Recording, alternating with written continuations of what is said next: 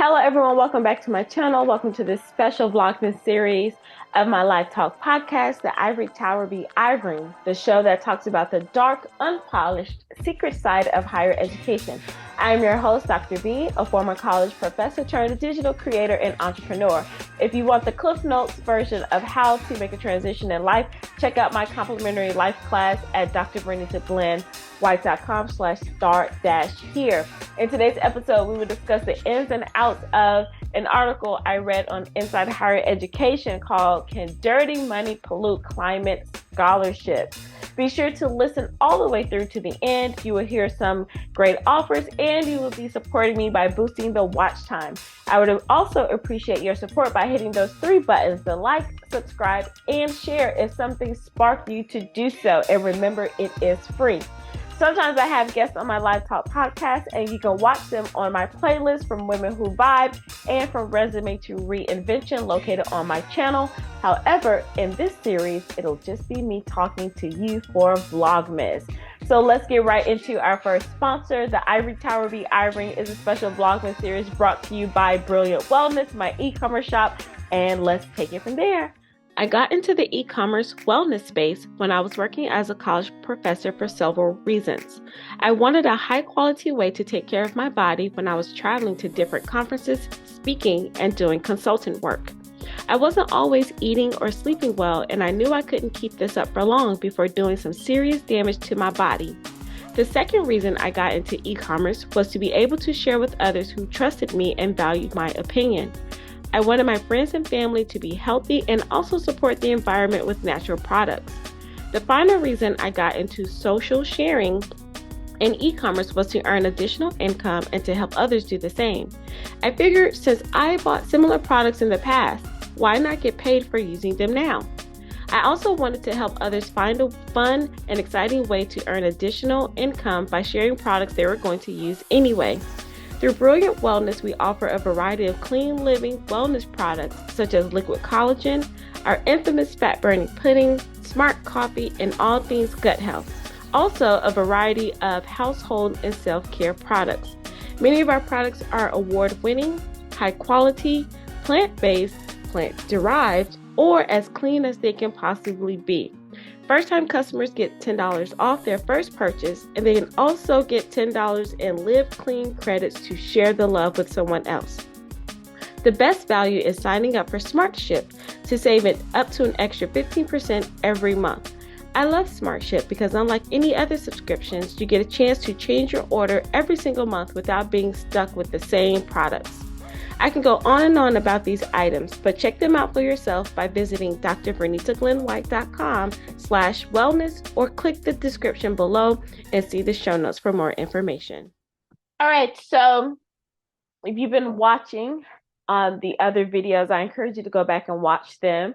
This is a new setup for me, so I will be looking at some notes because it's just a casual conversation between us, because I want to give you what some of the article has said and then on top of my commentary. So can dirty money pollute scholarship? So this one is talking about the Stanford's new DOER, I think it's DOER, DOERR, School of Sustainability is under fire for accepting money from fossil fuel companies and igniting a debate about the influence the industry has on climate research. So if you don't know, higher education does not only operate on student tuition.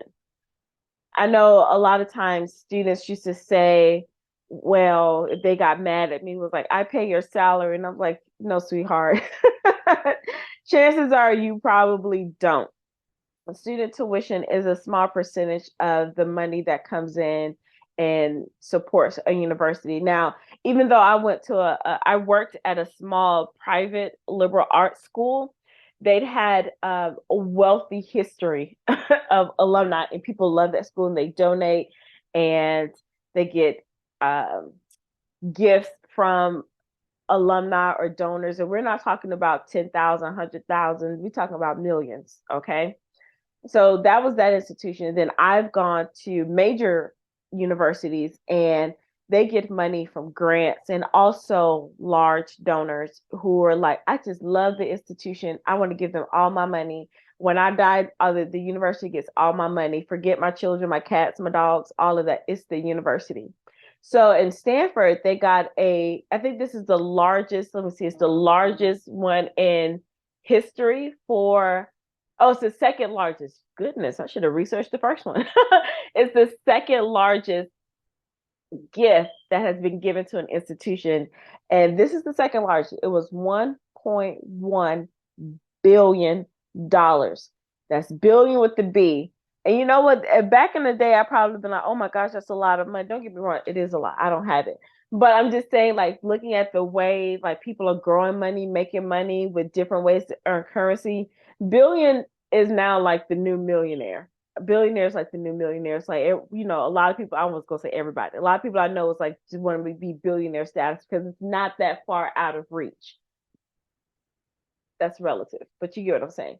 But to just donate money, you know, it's like, here's a check for $1.1 billion. One, he is a private equity billionaire, John Doerr or Doerr.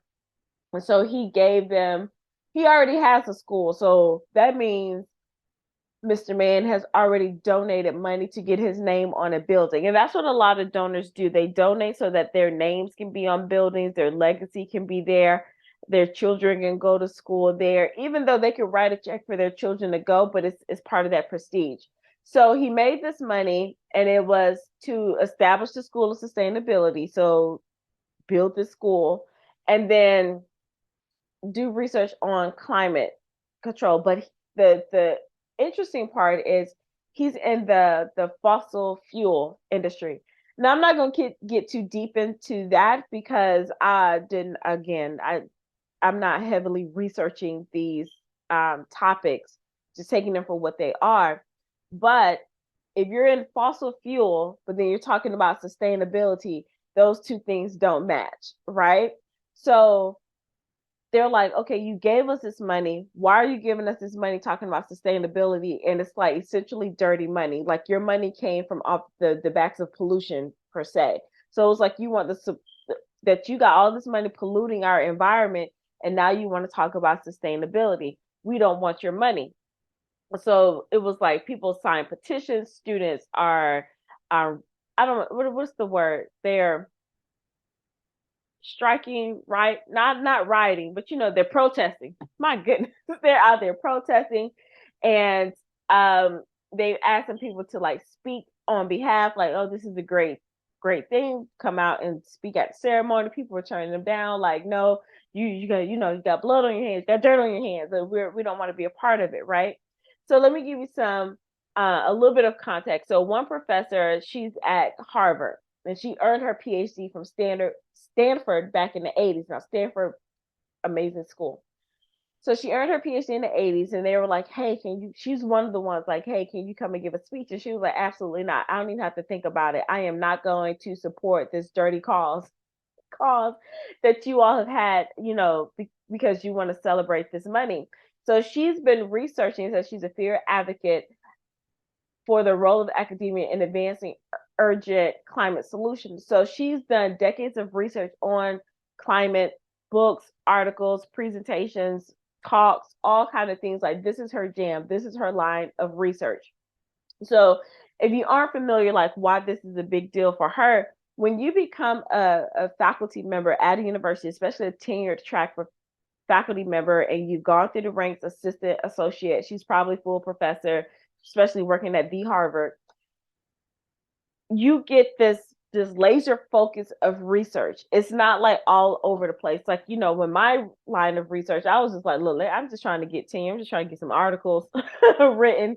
But when you're in your groove, especially after you get over the hump and you become associate professor, then you're really either staying an associate professor, you really want to go to full professor, you get narrowly focused on research and you become the expert, or your goal is to become the expert in this one area. So her thing is climate control, all things climate control. So she looks at other institutions, their programs. She looks at big fossil companies. She looks at how to energy renewal, anything that relates to climate, especially in her area. She's going to research it, write about it, talk about it. So by her being a graduate, she's with this long history, like she is the expert in this. Then they're like, oh, well, it would make sense for you to come back and talk to us. And homegirl said, absolutely. Not she didn't even have to second guess on not talking about it. So when I saw this, and I understand it, but I think sometimes people forget. And I'm not saying right or wrong. I may come up with a conclusion by the time I finish these points. But right now I'm not saying right or wrong. Sometimes I think people forget like how that universities are businesses. They're corporations. They're small cities. Like I described in the last video, they're small cities. And it takes a lot of resources to run these mega machines. And you're talking about a school like Stanford. And just to break it down a little bit so you can understand, if you went to a college where it was a single focus, it was kind of small, maybe they were like, you go there for nursing or teaching, maybe one other thing, like kind of similar like your junior colleges back in the day, but now they're like state colleges. At universities is multiple of those on the campus, right? So it's like you have a city and then you have your individual neighborhoods, right? Or if there are huge institutions, it's like a state, and then they have their individual cities. Within the city, they have their individual neighborhoods. It's fascinating when you think about it. So when you have a powerhouse like Stanford, and they're getting a whole school, like this man has donated money for a school. That's like where you're you get a degree in sustainability, something like that. So in order for you to get a degree in sustainability, you got to take a number of classes. I think a average bachelor's degree is probably 120 credits. So you got to have that many courses. Well, I mean, I'll take it back. Let's say like by the time you get a degree, that's probably your last 2 years. So let's cut it in half, 60 credits. But still, that's a lot of classes that and things that you have to house in this building. And Stanford is smart, so they probably already mapped out that you can get a PhD in sustainability. So do you know like the types of courses and the labs and the people that you have to hire and the equipment that you have to have in this one school to be able to pump out a bachelor's, a master's, and a doctorate degree in some form of sustainability? And again, they're smart. So it's not like, oh, it's just the sustainability. It's probably going to have branches and levels to that. So I think people forget that just student tuition does not cover that at all. Not like it doesn't do that. And then it can't run off student tuition alone because one, sometimes those are loans. And I don't know how loans like really work as far as working, giving, working in the institution. But even if your parents are able to write a check for you to go through, do you go to school? Do you know like that's divvied up all kind of places, to run the school, like operations or whatever. I don't know the exact breakdown, but I know it doesn't all go into one pot. So if you want things like that, you have to get donors and alumni to come back and donate, money to the institution for the schools to operate with special projects. And I'm going to call that a special project because could Stanford go without having a school of sustainability? Absolutely. But it's like this man, Mr. John, was like, hey, I got ties with Stanford. I want to donate money, name a school after me, and I will fund it. So even if they would have wanted that, you know how long it probably would have taken them to fundraise or get enough students to come in and to build up that capital to start doing that. So sometimes I think people forget that the amount of money it takes to run a university. So even though with all of that, faculty and students are like, we don't care. It's not morally right for you to take the money and do that. Now, the second part of this, the dean was like, hey, it doesn't matter where the money comes from as long as we got it. But the professor, her name is Dr. Orekes, Oreskes. I don't know how to pronounce that. The one that's from Harvard who went to Stanford and was like, I don't want to speak at your ceremony. She said him saying that is laughable. Like, how could you possibly say that? And the dean, and I don't know who the dean is. I didn't watch any interviews or read anything. But the dean is probably like, okay, this is my chance. A lot of deans want to be university presidents, chancellors, provosts one day. They want to move up. So if he can be over being responsible for working on the donor, because this man didn't just wake up one day and say, I want to donate $1 billion to Stanford. It was some relationship building. I don't know if the dean did it or his predecessor, or however, the one before him, if he did it. But right now, the dean is tied to that. So can you imagine on your resume in higher education, it's called a CV. On your CV, you wrote responsible for securing $1 billion for the School of Sustainability. And depending on how long he's going to be there, he's over that. He gets to manage that. I'm not saying not the actual money, but he gets to say a lot about the curriculum, the school, like the courses, and how to shape this. He has a lot to at stake with that. So on the one hand, the dean is like, this looks really good for me. Oh, and for Stanford too, but this looks really good for me. So he's like, it really doesn't matter. And so he's trying to tell the students like, well, it's okay that he donated the money, but we're going to be true to sustainability. We're going to be true to the renewable, like clean energy is pretty much, I think this is what this is talking about, clean energy. We're going to be responsible for that. But the lady is like, no, the doctor, she's like, no, that's not right, because we know if you're going to give this big amount of money to an institution, that means you're going to want your hands in it. You're going to want to control things. You're going to want to have your say. You're going to want to do some back end stuff. So that's her concern. And that's what the concern is for a lot of students who are saying, yes, ethical right, don't take the money. It's wrong, And the dean is like, y'all can't have it both ways. Either you want the school. So it's not like the school is like, we're going to keep going with fossil fuel. They're saying he's maybe the man. I don't know. This is me putting words in the man's mouth. So he didn't say this. It's like, I don't know if he feels guilty or if he's like, I need to do something good. I understand decades of me doing wrong with my company, or me being tied to that maybe has been wrong. So I want to make it right. And this is how I'm going to make it right. But they're like, we don't care. It's dirty money. Take your money back. Now, some people say Stanford is in a position to turn down the money. And Stanford is it's up there. They could. But it's like, do they really want to? Do they really want to? Right. All right, so we're going to take a word from our sponsor. This special Vlogmas series is brought to you by the Money is a Vibe membership. So let's hear from our sponsor. We all have some sort of relationship with money. Some love it, some fear it, some hate it, and some enjoy it, while others see it for what it really is, a tool. I've been in each one of these categories before, but now I can say that I know money is a tool that works for me, and I enjoy telling it what to do. However, it hasn't always been this way. I've always been a great saver and budgeter, but when I became a dualpreneur and then later a full-time entrepreneur, I needed to shift how I thought about money. I no longer had a salary to rely on. I had to start seeing myself as a magnet to money, whether it was going back to a job or staying in my own business.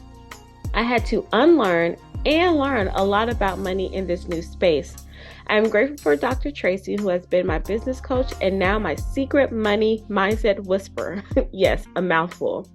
We have a tight community, but it would be selfish of me not to share this amazing experience. Dr. Tracy is a living example of how money truly is a vibe.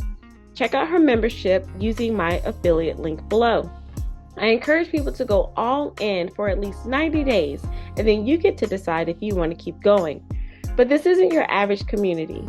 Dr. Tracy gives so much practical and energetic knowledge that you can't help but to shift your mindset and your relationship with money.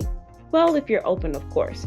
Check out the Money Mindset membership, and I can't wait to see you on the other side. And this reminds me of an episode back in the day from A Different World, and it was Sun Glow, Orange Glow, somebody, soda company, and they were like in the pit. They had donated money, and they had donated money to the medical school and things like that. They were giving money for students to get scholarships. And Kim Reese, who was a medical student, if you watch this show, she was like, oh my gosh, I got a scholarship from the company. I don't have to work 3 jobs, because she was working in the pit. She was doing, she was a research assistant, and she was working in the lab, just so she can make it through school.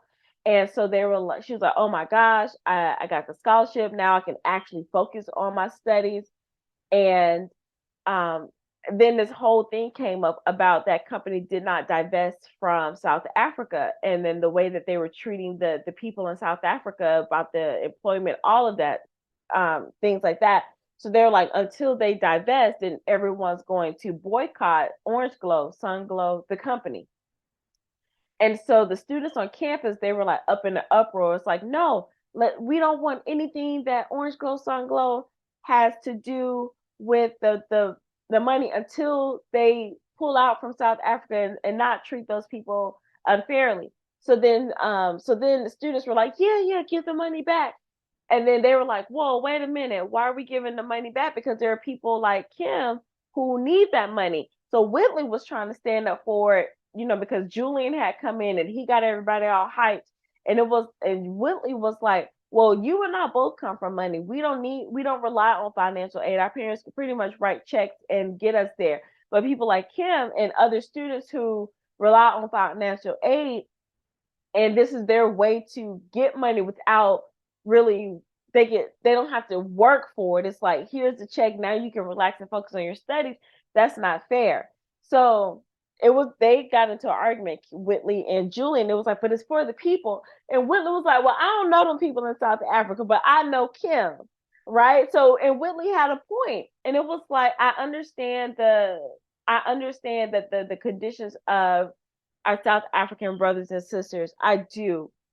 Honestly, what can I really do from here? But I'm looking at my friend right here today, who's been working 3 jobs to get herself through medical school. And now this is her opportunity to really just focus on her studies without worrying about these 3 jobs.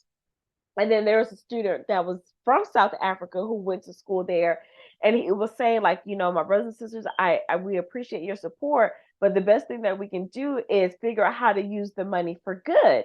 And by us being here, by you all allowing me to come to your campus, and now I can get this education to go back and educate my people, then that is how I plan on using that money for good. So Whitley tells Kim, was like, hey, the South African student, I forgot his name, he said it's okay that you can use the money. And Kim was like, no, but I still don't feel morally right. I'm going to give back the scholarship. And then Whitley was like, well, what are you going to do, Kim? And Kim was like, I just keep working my 3 jobs, because it was just morally not right for her to keep the money. Then she goes back to the pit, and Mr. Gaines is like wrapping up all the food that the company had sponsored and gave to them. So I let that to say, I gave you that story, like, even though that was a fictional story, that happens a lot, where a lot of these companies, a lot of these private organizations, private companies, individual donors give money, not just to say, here you go, but it's like, all right, I'm gonna give you this money, but this is what I need you to do in return. Or maybe this is blood money, dirty money, and I'm still going to give it to you anyway. Excuse me. So it was kind of a toss up. I still have to say it is a moral part why students were saying that. They were like, well, you're not aligning to our vision and mission of what we're trying to do for the School of Sustainability. And they were like, well, how do you know? Did the man say that he's not going to support sustainable energy? And they were like, well, how can he if he's still over here in the fossil land? I don't know. That's a tough one. Like, I've been in situations where I walked away from a whole career because of some things weren't right. I walked away from being on a tenure track position, giving up that status because of unfair treatment and things like that. In high school, I know this is not related to $1 billion, but it's the ethical part. I remember in high school, I was on the cheerleading team, and there were away games and home games. And I went to a predominantly white school in a wealthy area. And a lot of the schools that we played were everywhere. Some of the students, some of the cheerleaders were like, oh, I'm not going to go to this particular game because we got to go down the numbered streets. And I don't want to be in those areas because either you would ride the bus or you could drive to the game. And they're like, well, I don't want to drive in those types of neighborhoods. Of course, I took offense to that because my grandparents lived in an area that was surrounded by those number streets, right? So it's like sometimes you're in an environment where, I mean, I didn't grow up wealthy or rich like these students, but I'm in there because I was in the magnet program. So my mom was wealthy and rich, but home life, like we weren't like broke or poor or anything, but you know what I'm saying, right? So, and the coach allowed them not to cheer at those games. Wow. Okay. So what I did, it was like, oh, well, I'm not cheering at any of the affluent schools, mine included. So I would dress out. People didn't really notice it at home games. I was like, oh, we're going to this particular school. I'm benching myself. I'm benched. I'm not cheering. But when I got to the home game, when it was our home game, and I benched myself, and people are like, well, why isn't Vernita out there cheering? We miss her smile. And I was probably what, 2, 3 Black cheerleaders on across all 3 squads. I was on varsity at the time.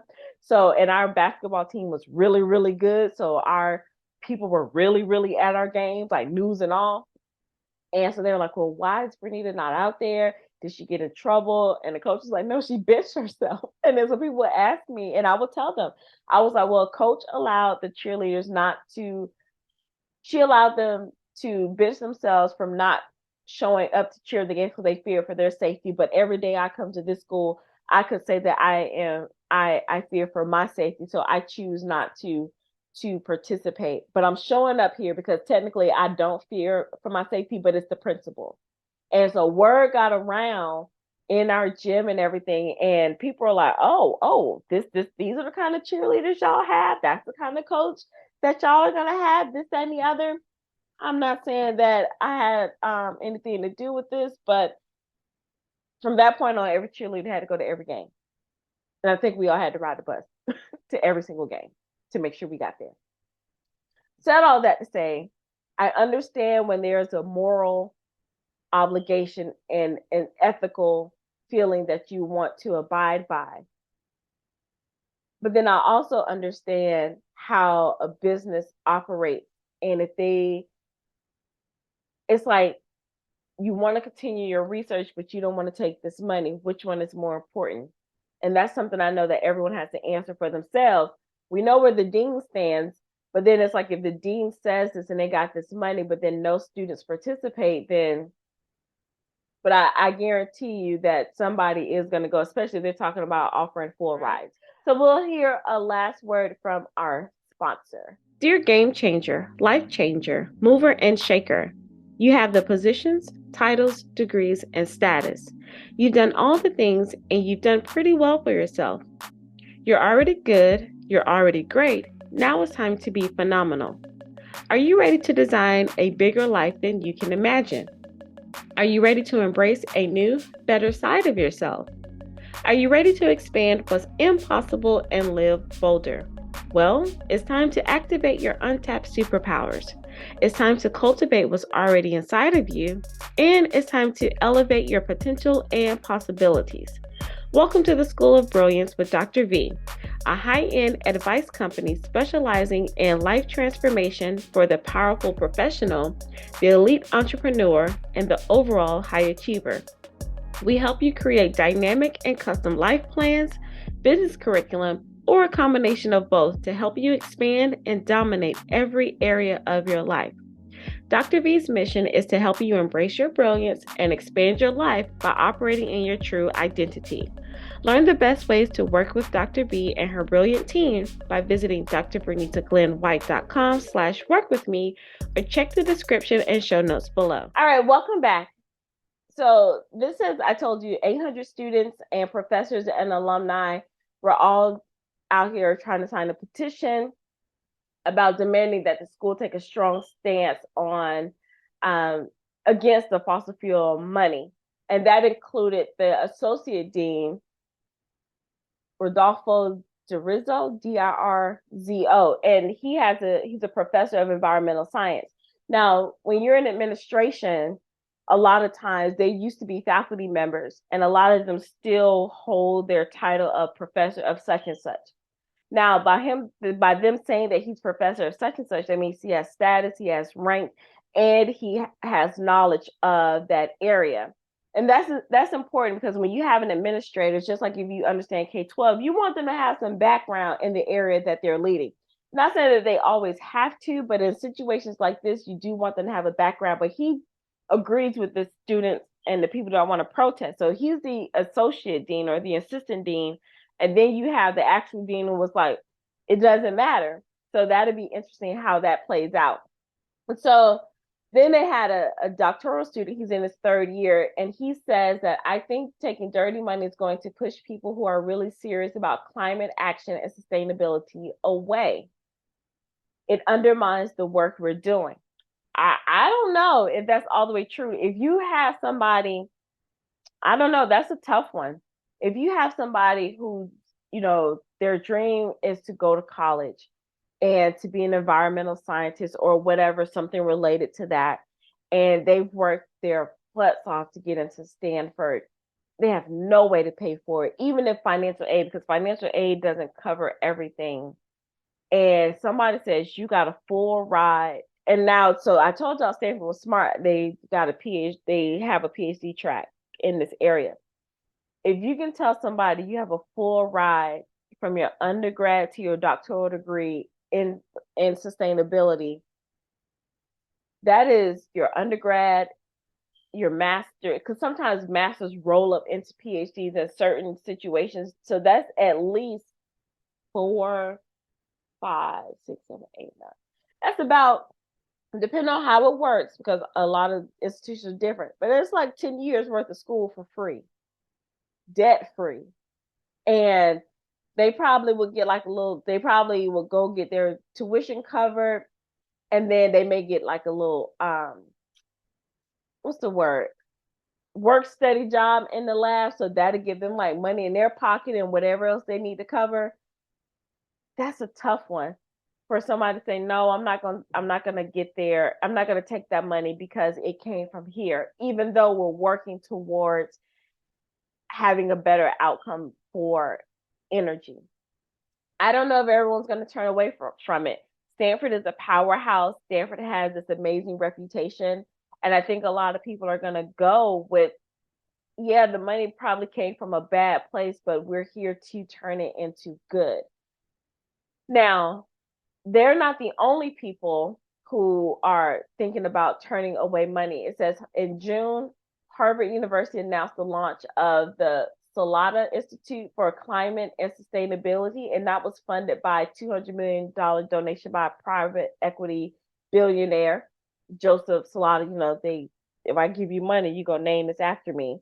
Columbia University School of Climate School announced in 2020 that they were part of growing their investor pool for climate. So climate is a big deal. And a lot of these companies, these companies need tax write-offs and where to put their money. And they know that institutions can work that money. And I know some people say, well, give it to charities or give it to nonprofits or things like that. But the way money flows and how it has to work, and to be able, like, it's a different mindset when people have this money. You can't just give it to if you give $1 billion to, let's say, a charity, will they know how to spend the money? That's pretty much what it is. Will they know how to spend it? You can't just put it in the savings account. And a lot of institutions donate this money because they know these many cities, these many corporations can actually make the money work for them. So tax write-offs, they get their names on the building, they get legacy, and the money is getting is being used for how they want to be used. Sometimes the gifts are just that, gifts. A lot of times, I know at my previous former institution, it was this couple will always donate money for faculty enrichment support trainings and things like that, but they had rules and stipulations that came along with that. So the money isn't always free. It's like, well, we have to abide by these rules in order for them to continue to give us money. Sometimes that's cool, but then a lot of times it's like they're so rigid. It's like, I don't even want the money in the first place. Again, I don't know what's attached to this $1 billion, but yeah, let me know your thoughts on if you would you accept a full ride, or if you are a professor, would you accept a grant to continue your research even though you know the source was not cool? And we do it every day. Some of the clothes that we wear, the behind the labels and how shoes are made and where it's being made from, cars, materials, a lot of things. So if we're going to talk about this in higher ed, then we got to look at our everyday lives. And it's like, okay. The other part before I wrap up that I want to say to this is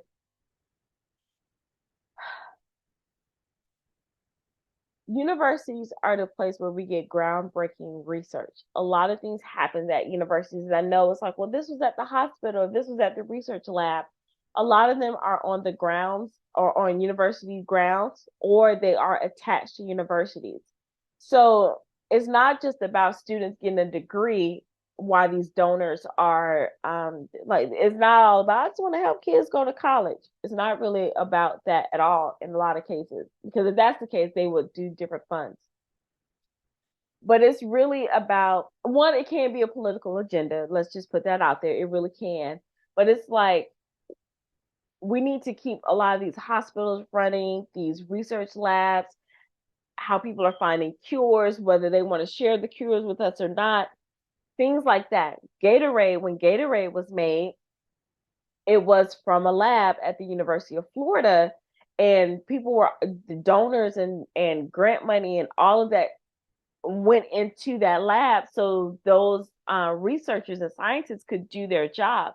So if they didn't have the money to do that, they didn't have the money out of their pockets to run that lab, So when we're thinking about dirty money, yeah, you do follow the money, but then it's like, well, what is the money really being used for?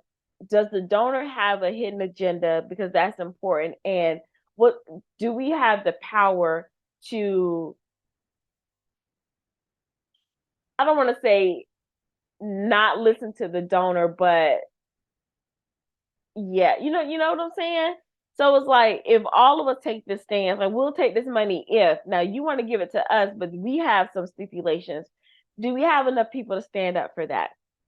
I don't know. Those are just my thoughts. I will link an article about institutions who are all talking about divesting. Again, I won't put the link to this particular article because you either have to register for free, and you can do that if you want to, or you'll be able to read 5 per month. But I'll put the title in there so you can just copy and paste it and it'll come up. All right. All right. So that sums it up. Again, let me know your thoughts about dirty money in higher education. What would you do?